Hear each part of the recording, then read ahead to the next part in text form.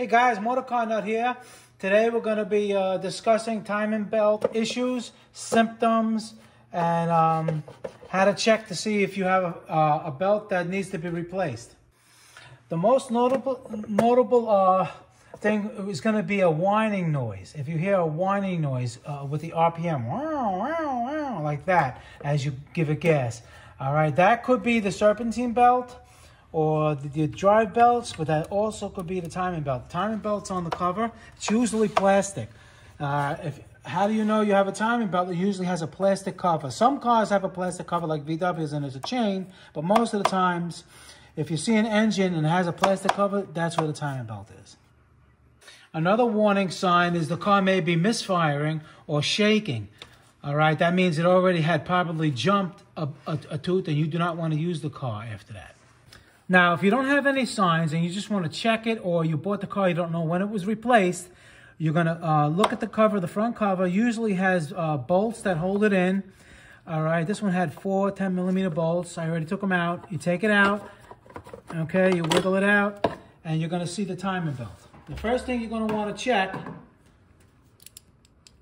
is the condition of the belt. Now, if I take this off and show you, I don't know if you can see it, but this belt has cracks in it. Okay, that means that it's old. Okay, so if it has cracks in it, it has to be replaced. All right, now this belt's even worse than that. Now, if you look down on the teeth over here, you can notice that it has a tooth missing here. You see all the teeth, and there's one missing here, and down there, there's tooth missing. Okay, obviously this engine failed because the timing belt looks like it's original, and it was never replaced. Now, obviously, the teeth are missing on there. This engine jumped time, smashed the valves probably, and what happens is, this is not a timing belt, but to get an idea, assuming this was a timing belt with the teeth, the bottom crank pulley is small. So now, as these teeth, you see they're missing over there, it probably ripped those 3 teeth or those teeth on the bottom off, and now the belt doesn't turn anymore. So if it don't turn anymore, it means the crank's turning.